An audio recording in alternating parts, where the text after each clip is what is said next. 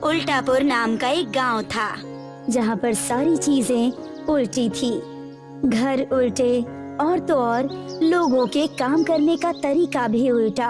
फिर एक दिन ये खबर शिमलापुर गांव के हरीश को पता चलती है और वो खुद ही अपनी आंखों से इस गांव को देखने के लिए आता है। वो देखकर कहता है, अरे ये क्या, यहाँ तो जैसा सुना था वैसी ही सारी चीजें उल्टी हैं। घर से लेकर कुएं सब उल्टे हैं, पर ये सब संभव कैसे है? हरीश गांव में जाता है और उसे एक आदमी से मिलता है जो अपनी साइकिल उल्टी चला रहा होता है और हरीश उससे पूछता है, सुनिए, क्या आप मुझे बता सकते हैं कि यहाँ सब उल्टा क्यों है और आप ये साइकिल उल्टी क्यों चला रहे हैं? मुझे ये तो नहीं पता, पर जब से मैं इस गांव में हूँ तब से सब ऐसा ही चल रहा है। पर तुम ये बात गांव के मुखिया से पूछ सकते हो, उन्हें जरूर कुछ पता होगा। और वो मुझे कहाँ मिलेंगे? गांव में एक बहुत बड़ा पेड़ मिलेगा, जो कि गांव में अकेला सीधा पेड़ है। आपका बहुत बहुत शुक्रिया।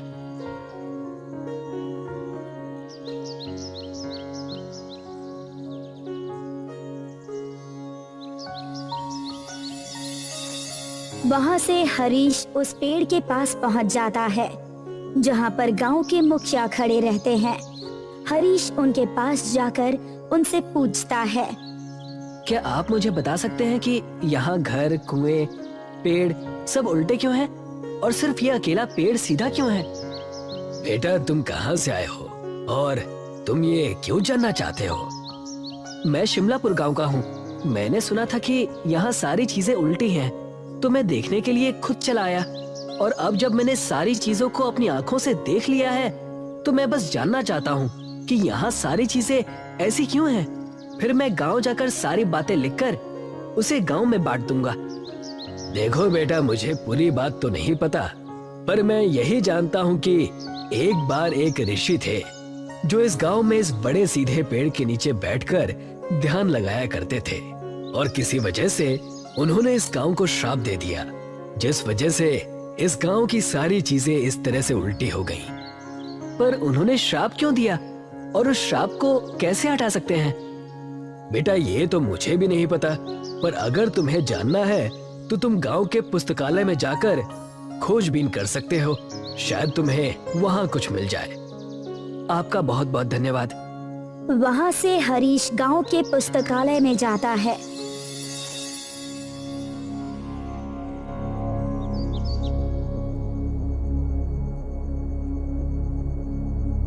जहाँ पर कई सारी किताबों की लिखाई उल्टी होती है। यहाँ के किताबों में तो लिखावट भी उल्टी है, इसे तो पढ़ना भी बहुत मुश्किल है। हरीश किताबों को पढ़ने की कोशिश करता है।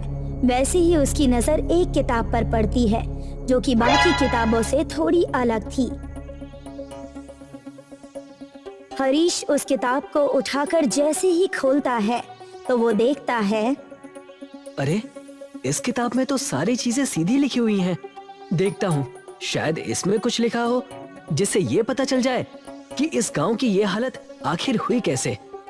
हरीश उस किताब को पढ़ने लगता है जिसमें गांव की कहानी लिखी होती है। कई सालों पहले एक संत इस गांव में प्रवेश करते हैं और बड़े से पेड़ के नीचे बैठ जाते हैं। उस समय गांव का नाम सीधापुर हुआ करता था और संत जी गांव वालों को सही बातें सिखाया करते थे। एक दिन संत जी गांव वालों को इकट्ठा करते हैं और उन्हें सूचना देते हैं। गांव वालों, मैंने आप सभी को यहाँ इसलिए इकट्ठा किया है ताकि आप सभी को गांव में हो रहे शिकार के बारे में बता सकूं। आप लोग जो मासूम जानवरों का शिकार कर रहे हैं उसे अभी छोड़ दीजिए, वरना इसका अंजाम पूरे गांव वालों को भुगतना पड़ेगा। ये बात सुनकर कुछ लोग आपस में कहते हैं, इस संत को यहाँ आए हुए कुछ ही दिन हुए और ये हम पर अपना राज चलाना चाहता है। तुम सही कह रहे हो, हम तो अपने शिकार का काम जारी रखेंगे। चलो अपने शिकार के जाल को गांव के जंगल में डाल कर आते हैं। गांव वाले संत की बातों को अनसुना कर देते हैं और फिर से शिकार के कई सारे जालों को जंगल में बिछा देते हैं। फिर एक दिन संत जंगल से गुजर रहे होते हैं। ये गांव वाले शिकार हद से ज्यादा करने लगे हैं और ये सब कुछ अपने शौक के लिए कर रहे हैं। बिना वजह मासूम जानवरों को मारना बहुत बुरा है। जैसे ही वो ये शब्द कहते हैं, वैसे ही एक रस्सी उनके पैर में पड़ती है और खींचकर संत जी को पेड़ से उल्टा लटका देती है। लगता है बड़ा शिकार हाथ लगा है। हाँ हाँ, चलो देखते हैं। जैसे ही वो लोग वहाँ संत जी को उल्टा लटके देखते हैं, वो डर जाते हैं और जल्दी से उन्हें नीचे उतारते हैं। फिर माफी मांगने लगते हैं, पर संत जी बिना कुछ सुने उस पेड़ के नीचे आ जाते हैं और ध्यान में लग जाते हैं और जल्द ही सारे गांव में ये बात मालूम पड़ जाती है। सारे गांव वाले संत जी से मिलने आते हैं।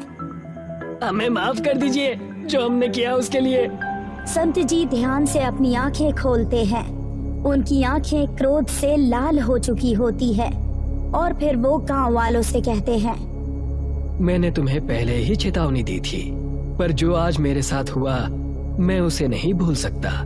जिस तरह से मैं उल्टा लटका और मुझे सारी चीजें उल्टी नजर आई, उसी प्रकार ये मेरा इस गांव को श्राप है कि ये पूरा गांव भी उल्टा हो जाएगा और इस गांव का नाम आज से ही सीधपुर से उल्टापुर होगा। गांव वाले ये सुनकर उनसे माफी मांगने लगते हैं और वादा करते हैं कि वो कभी भी आगे से शिकार नहीं करेंगे। ये देखकर संत जी को उन पर तरस आ जाती है और वो उन्हें बताते हैं, एक दिन आएगा जब एक नेक इंसान जो तुम्हारी परिस्थिति पर तरस खाएगा और तुम्हारी मदद करने की कोशिश करेगा।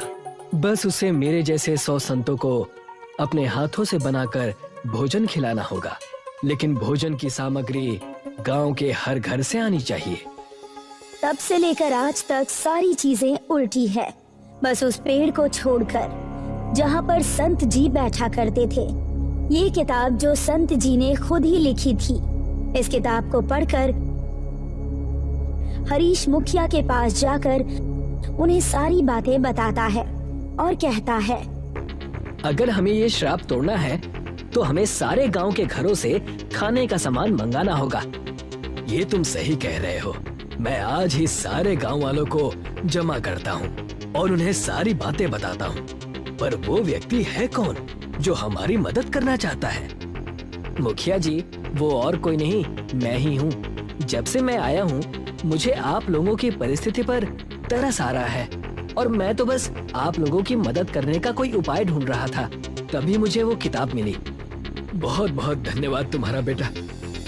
मुखिया सारे गांव वालों को जमा करता है और सारी बातें विस्तार से बताता है और फिर गांव वाले कहते हैं, हम सारी चीजें करने को तैयार हैं। हमें इस श्राप से मुक्त होना है हरीश, तुम बस खाना बनाना।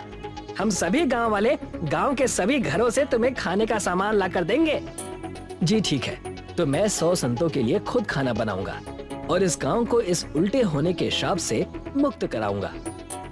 गांव के हर एक घर से कुछ न कुछ सामान आता है और सबको जमा करके हरीश संतों के लिए खाना बनाता है।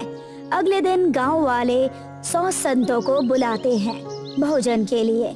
खाना खाने के बाद उनमें से एक संत मुखिया जी से पूछते हैं, क्या हुआ मुखिया, अचानक से हम सभी के लिए ये दावत कैसी?